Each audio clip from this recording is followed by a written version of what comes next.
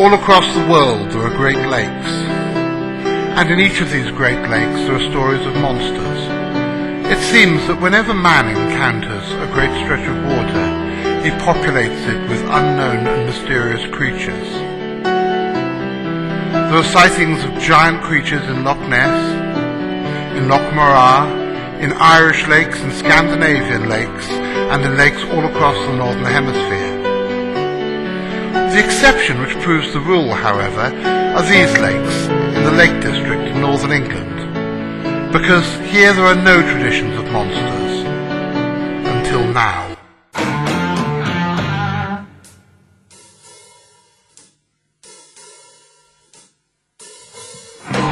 Okay, Steve, in your own words, what happened?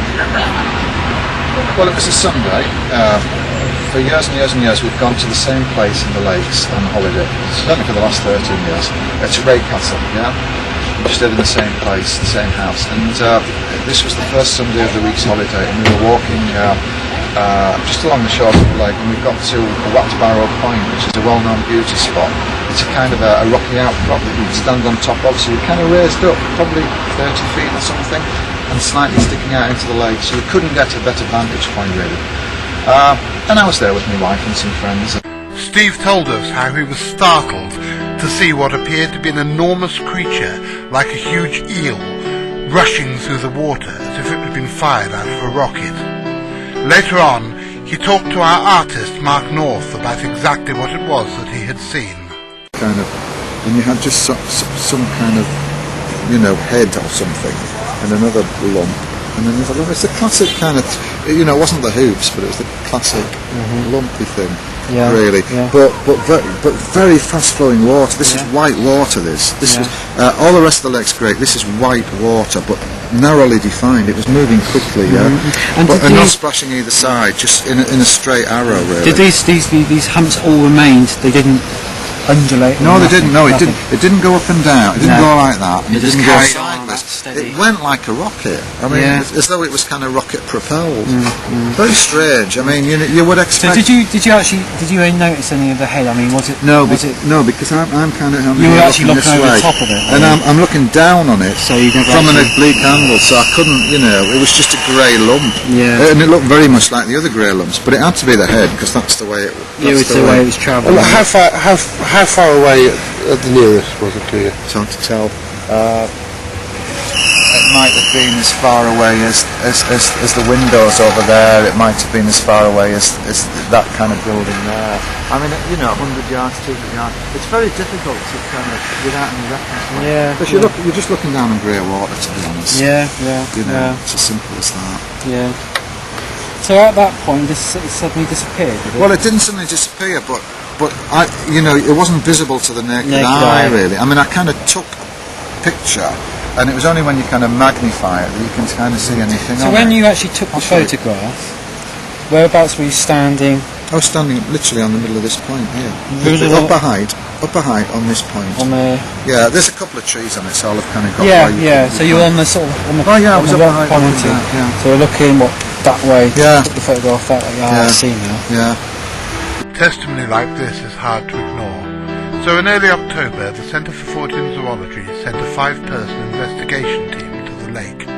We tried to keep it low-key, but as always, the press found out what we were doing, and it soon turned into somewhat of a media circus.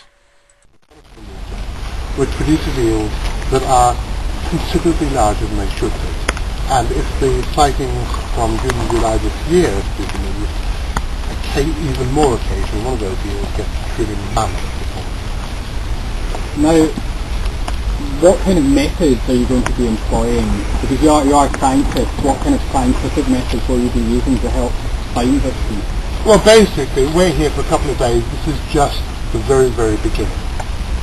Very soon the water will be too cold, and every eel, whether it's a giant eel or a little tiddler like that, will be in semi-shutdown mode in the mud, like sludge at the bottom of the mud. But we are setting up, this is the beginning of setting up a project that will last at least 12 months, where we'll be monitoring both Coniston water and Windermere. We'll be using divers, we'll be using boats, we'll be using sonar, we'll be using underwater photography. I'm in process at the moment I can't go into too many details, but I'm negotiating with one of the Royal Navy's contractors to see if I can borrow stuff away from the war effort to be able to get a mini submarine with remote control submersible with cameras.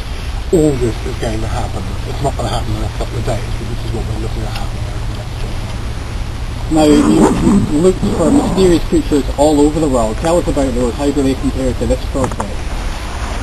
I don't know, there's always something more exciting, to me anyway, about looking for a monster that was something truly bizarre in England. Because we only know, we've only scratched the surface about what we know of the world. And I've looked for a weird vampiric creature called chupacabra in Mexico and in Puerto Rico. I've chased big cats in Britain and North America.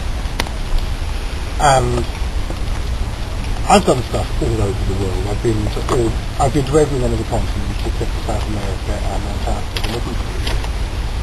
But there's something particularly exciting back on your own doorstep to be able to come back and find, even in Britain, there are still mysteries to solve, still mysteries left, which could, because the implications of this go far beyond what's happening here on the internet. And have these mythical creatures that you search for all around the world, have you ever found any of them? Yes, I have.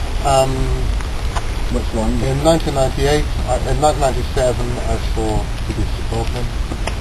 In 1998, I got the first evidence of actually a warm water species of lamprey in Puerto Rico in the Caribbean.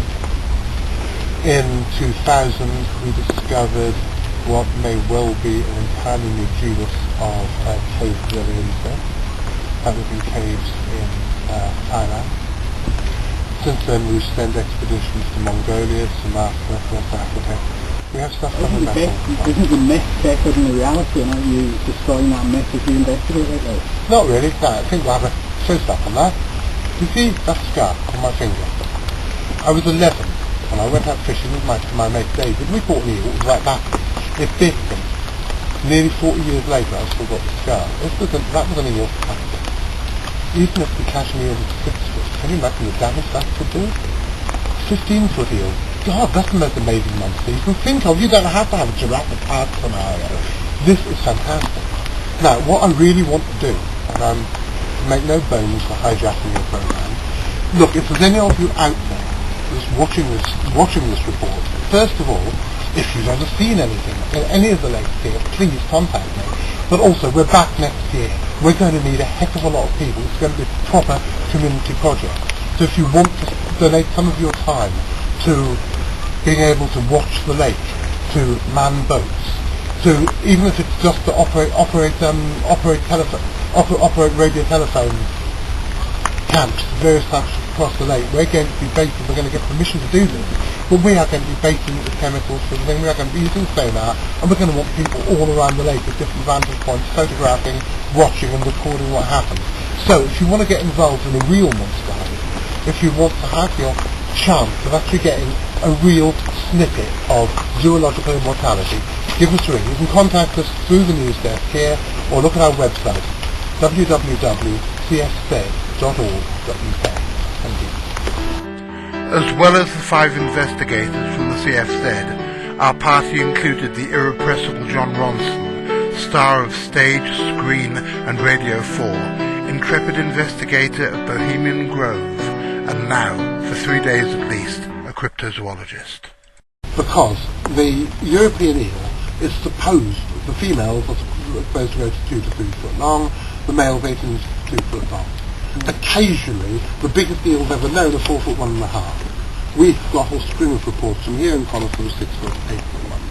If we can do that, we can prove that eels can grow considerably above the size limits which people claim for it, the size limits the mainstream science claim for it, which basically gives us a chance to put 2 fingers up on the mainstream scientists who've been telling us for years, no, you can't have an eel in Loch Ness of 6, 10, 15 foot because eels don't grow bigger than 4 foot. If we can say, dudes, here is a 6 foot eel or an 8 foot eel, it's just the first step on the way. It's the first brick in the path to be able to do this. John, am I right in saying... I'm being serious. I'm always serious. No, I'm asking the question.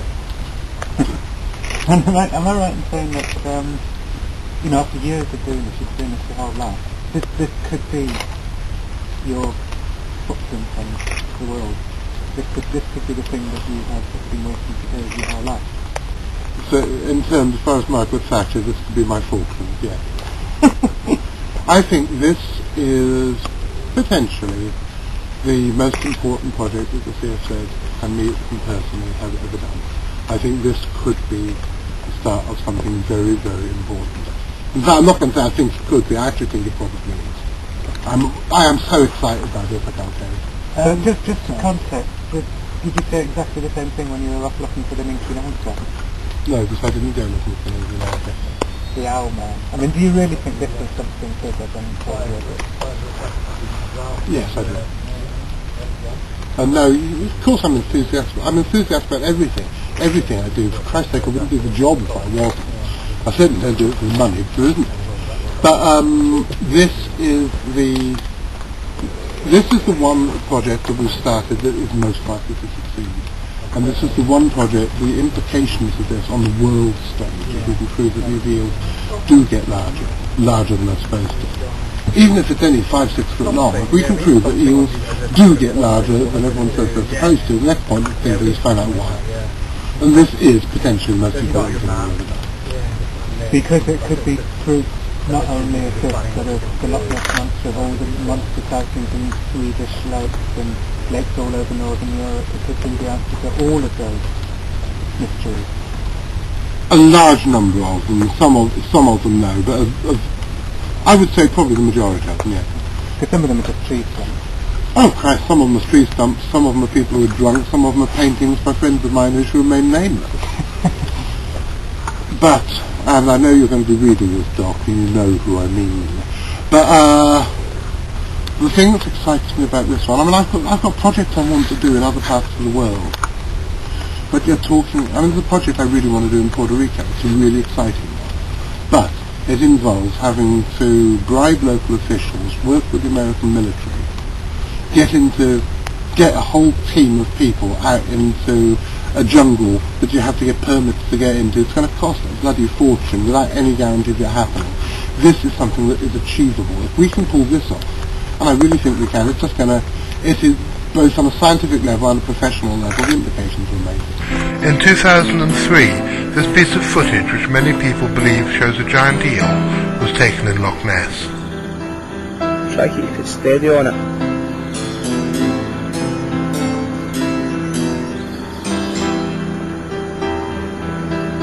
Glenn, it's definitely moving. It has been suggested that the creature is white because it is suffering from the terminal stages of a disease called white spot, a fungus infection which is endemic amongst many of the fishes in the Great Lake.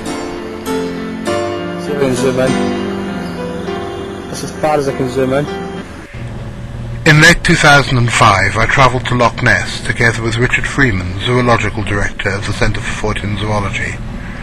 We were convinced that the best possible identity for the Loch Ness Monster and similar creatures seen in other northern lakes was a giant eel, and we wanted to test out our hypothesis by laying bait for the creature.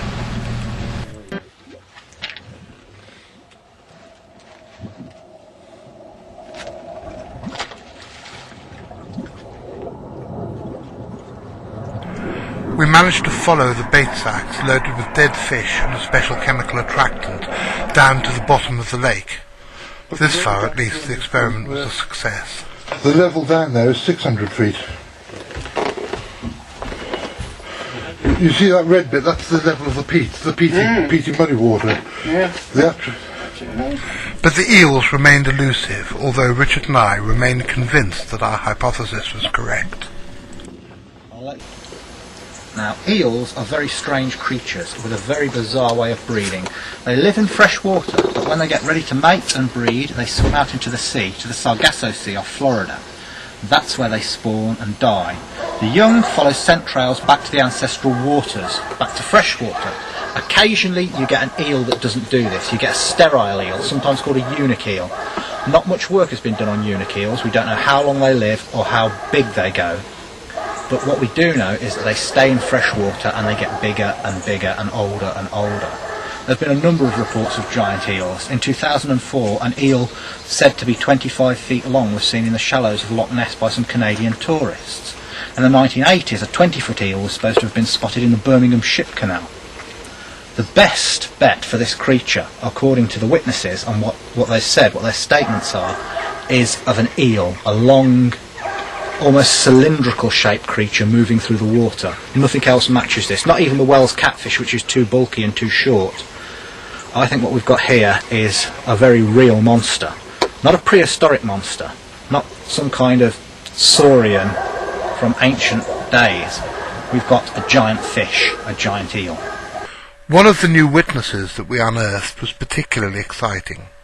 His name was Mark Plant, and he saw the creature way back in 1959, giving us a timeline of over half a century for the phenomenon. The nearest I can make out it would be, I would be about 20. I was born 39, so I'd make it 59, 60. You're going to take maybe a year or two. Okay, Mr. Plant, if you could just tell us from the start what actually happened and what you saw. We were sailing along in the direction, heading up north. The ferry's up here, we didn't go beyond the ferry. It would be about an hour's sail up and back, given the conditions, which are fairly placid. I've known the lake to be very rough. And we're going along, there's 4 in each boat, and I looked across the side. Maybe we'd be doing about 2 miles an hour if that. Certainly weren't creating a wash at all. And I saw this thing in the water, and I remarked to the other guys, and hey, what do we make of that? You see?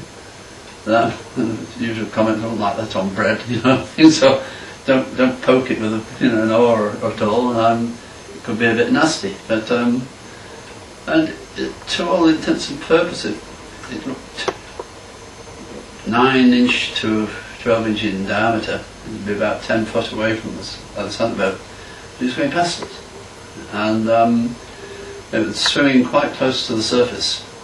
It had an undulating motion where it would periodically just break the surface, and it had a sort of a patterned back, almost like a tabby cat, but a plain underside. Didn't say head, didn't say body. I just saw this cylinder of something swimming past. The portion that you saw, how long would you say would be? Well, I would have guessed about the same as the boat. We were sailing a 15-foot dinghy, and looking at about 10 feet away, and you could scan it. It wasn't a short thing. The team consisted of Mark North, Richard Freeman, Lisa Dowley, my fiancée Karina James, and myself. For 3 days we acclimatised ourselves to the area, exploring the lakes and interviewing eyewitnesses. One of the most interesting was Eric Gaskell, who together with his wife saw the monster in July of this year on Lake Windermere. Can you tell me what you saw and, in your own words, when and where? Yes, well, we've been boating on Lake Windermere for about the last 5 years, and it was in July this year that we went out fishing on the lake in a small boat that we have. We've been fishing previously on numerous occasions on the lake. On this occasion, the weather was fine. It was a nice sunny day, and the lake waters were very calm. It was virtually flat. We were over on the Ambleside side of the lake, the north end of the lake, and my wife was driving the boat, and I was just stood at the back. We'd finished fishing at that particular time, and I was just looking out at the back, and the water was nice and calm, and I saw this disturbance not far from the boat, about 20 metres at the back of the boat, and it's something that I hadn't seen before. It was quite large. It was something that surfaced in the water, and you saw a dark grey or black back of a creature that had come to the surface and was diving again. And it's something that I've never seen before. the wife hadn't seen before. It was very large. You'd seen fish jumping and surfacing on the lake on previous occasions, but on this occasion it just startled us, and because of the size of the actual thing that it was. We didn't actually see any head or tail. It was just like a back surfacing in the water. How big would you say it was? It's hard to estimate, but it was very large. I would say possibly something in the region of, it must have been 20 foot. To see the size of the back of the creature, yeah. It must have been about 20 foot, something like that. The portion you see sort of breaking the water. Yeah. How big would you say that was? Just that the portion you saw. I'd say it was possibly 3 or 4 foot in length, quite wide in girth. Yeah. And it created quite a big disturbance in the water. At last, the time for talking was over, and the time for action had begun. The CFZ team has been together for a long time, and although the two girls are relatively recent additions, Mark, Richard and I have been friends and have worked together for well over a decade. But today, on Coniston Water, we have a new member of the team. This boat was being piloted by Kevin Boyd, a local diver that we had only met for the first time face to face in the pub the previous evening. But he had been diving on these lakes for many years and had a very strange tale to tell. Well, over the years I've dived in Windermere, Coniston and some of the surrounding lakes quite regularly. I've had 2 or 3 sightings in Coniston of eels larger than 4 foot up to 6 foot, possibly 7 foot. But this is bearing in mind I'm having to take a third off the size I can see underwater because of refractions. And in Windermere itself I actually followed a very large eel that I couldn't get near enough to give a good gauge on the size, but I would say it was well over 6 feet. Kevin was the undoubted star of the expedition. As well as diving for us deep below the surface of Coniston Water, he drove us all around the Lake District, he dealt with the marine chandlers, he piloted our boat, and he even provided us with another pair of willing hands. His 14-year-old daughter, Kelsey, who'd taken the day off school, telling her teachers that spending a day with the Centre for Fortean Zoology was bound to be an educational experience. This was the chance that John Ronson had been waiting for, the chance to show his mettle as an intrepid explorer.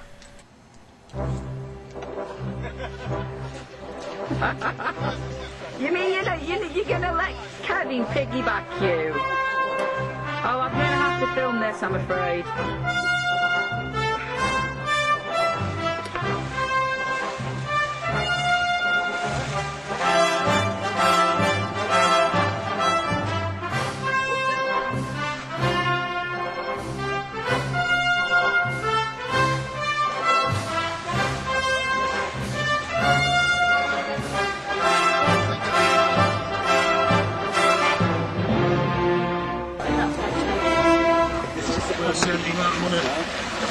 Guys, the live TV broadcast at 6:30. We'll come back, okay? Right, see you later. We'll meet you back here. I did say. So Kevin's going to start the serious stuff. What are you doing, Lisa? I'm just coarse chopping the bait up, which consists of mackerel and squid. I want to try and get quite a lot of the bodily fluids free flowing, so as the scent will attract any large predatory fish such as pike or eels. You can't say the CFZ don't know how to show a girl a good time. Absolutely not. I couldn't think of anything better to be doing in the Lake District on a wonderful autumnal afternoon.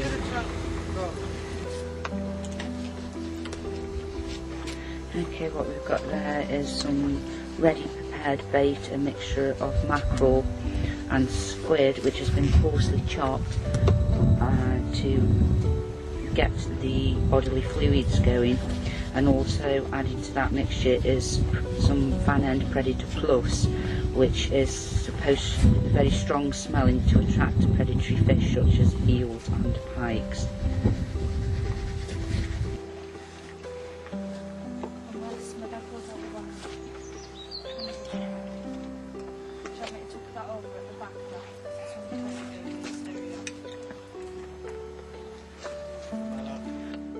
watch the route.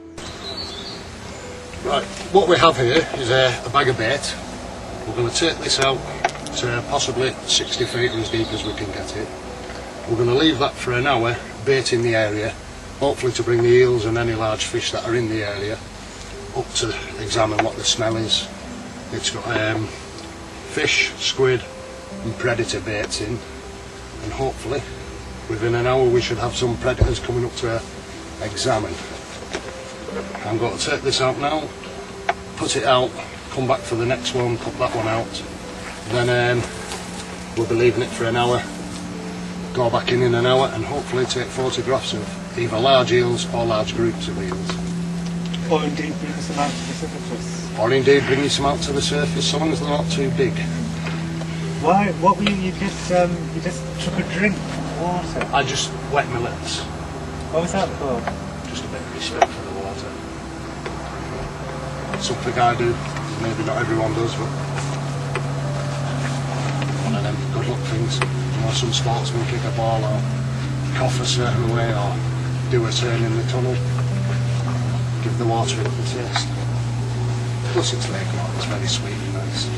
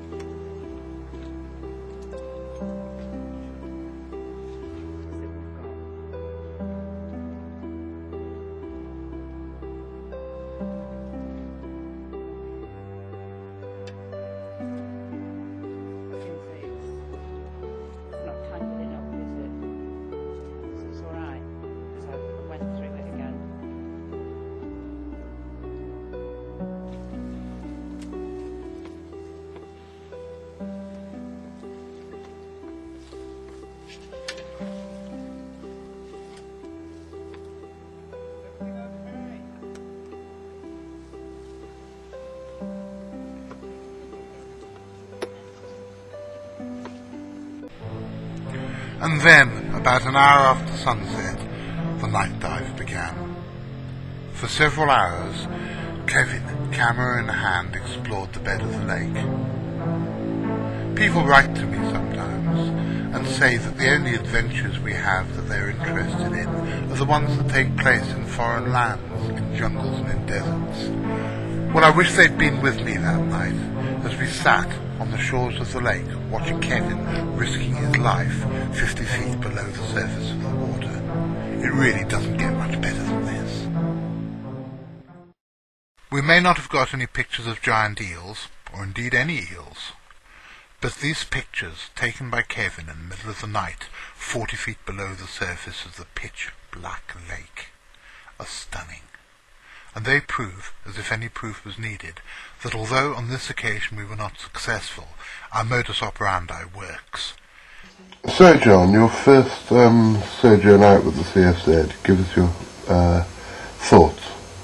Well, I mean, it was a great adventure, you know, being out at night next to the lake while Kevin was underneath with his light, looking for giant eels. It was very exciting. So on one level, it was great fun, very exciting. You know, I respect anybody who will go out and have adventures, or get out from behind their desks and their internet and go out into the world and have adventures. The people I have at Automatic, great respect and admiration for. So on that level, I thought it was fantastic. It's a shame we didn't find any eels, but as you say, John, this is the beginning of a long process. I'd like to think that there'll be eels, giant eels, found by this time next year. And I think your hypothesis that these are sterile eels who didn't go to the Sargasso Sea, but stayed here and got huge, and that could be the explanation for lots of monster sightings all around the lakes of Northern Europe. Sounds very cogent. You could be onto something there. There's no reason to suspect that you haven't hit upon, a great answer to some of the great mysteries. And so the expedition was over. The team travelled back to Wolseley in North Devon, where the Centre for Fortean Zoology has its headquarters, and we sat down and discussed what we had achieved and what we were going to do next. So guys, your thoughts? How do you think it went? It's a shame we didn't get an eel. But there's always the next time, I suppose. I think this is going to be the beginning of a very big project. You know what? I think this could be the biggest single cryptozoological hunt ever mounted on British soil. Bigger than Operation Deep Sky has? More personnel, yeah. Not as many boats probably, but there's more people. Because I think that the way we've got to do it is to study the way, if we can study the way that the behaviour of these slightly bigger than average eels differs from the behaviour of the normal eels, we're then going to be able to second guess the big bugger. And what we need to do is to find the best possible place to scent bait for the big bugger from one of those big boats. I wonder how many there is. This is just the one. Well, I think Kevin said he's seen a number of larger than average size eels alongside the average size eels while he's been diving. So, I mean, that implies there's more than one. I mean, there's a really big one. A really big one. I don't know if there's one, there's got to be another. Not necessarily. Could just be a freak. But it's a freak that seems to be repeated in the ecosystem over the years. What do you think, Hun? Do you think, at the end of this, do you think this is a worthwhile project? Do you think there are eels there? Big eels there. Kevin's seen them, isn't he? So there's obviously eels there. I Really wonder at if the right time. I wonder if it's the same one, the one that was seen in 1959, it's the same one that's still around, or if it's just the same mutation. What I think we need to do, Mark, you and Karina, you only really started to scratch the surface of the museums, didn't you? Well, yeah, I mean, we need to go back there, probably look back in the archives. There's certainly from the Freshwater Association, there's some records there of eels being documented. Was this at the Windermere Library or Kendal? Was that a Windermere? Yeah. But they suggested we go to Kendal. Kendal Records Office, yeah. Now, that guy at the museum was a really sweet bloke and he wants to get involved. So I think we put him to work, really. Basically, the way I'd like to see it go, for next year, I want to try and do a deal with the people who run the ferries across Windermere. I want to ask them if we can have free season tickets. But obviously, if they've got a bloody big queue of people queuing to go on and they're paying punters and fill it up, we don't do it. But on any time that they've got one of their cruises that's got empty spaces, see if we can do it with the sonar on a long string, because that means, especially as I'm working on a deal now to get more sonar things, because then we're hopefully going to get sponsorship from people who make them, that we can then go across the whole, we can crisscross the lake in different places at different times of the day and just try and sonar for it.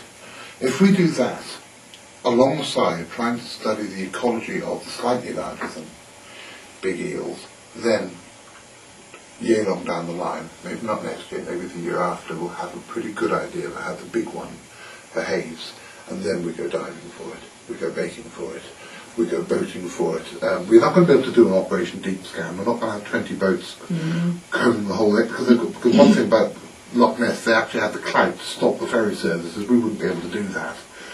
But if we can work out roughly the likely place to find it from, then we put 15 boats into a sort of semicircle I with think sonar. the majority of sightings have been at the top end, haven't they? At Ambleside. I think it's Ambleside and Watbarrow.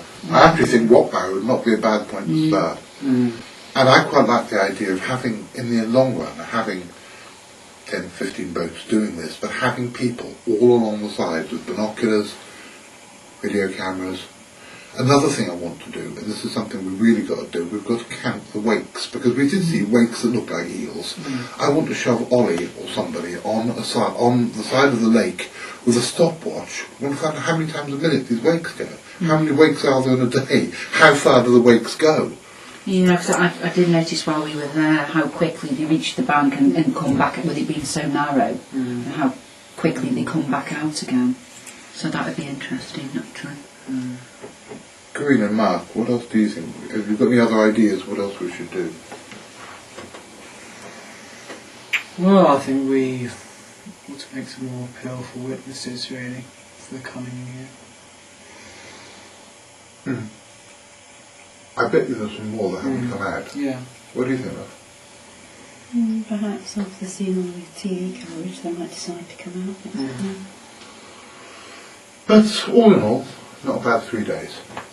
No, not at all. Like I say, I think the highlight for me was, actually sourcing Kevin. He was an absolute diamond, I think. I was just awestruck by what the capabilities of the man. Actually getting in the water and diving was amazing to watch. But it was the way he took a taste of the waters. And it's like, I know Bob Marley's wrote a song called Natural Mystic, but he is a natural mystic. You just go, wow, you're not worthy, Absolutely. But the big question is, do you think John Ronson will come back with us? It's like, you've got to think of me as kind of Zorro, you just don't know where I'm going to be next. Like the wind, I'm gone. But usually where I'm gone is Islington.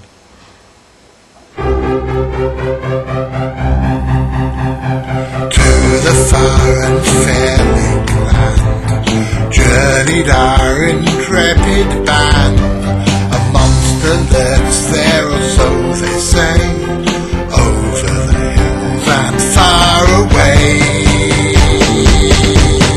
Longer than a big lamppost, the beast the vasty waters host. Cryptozoology calls, we must obey, over the hills and far away.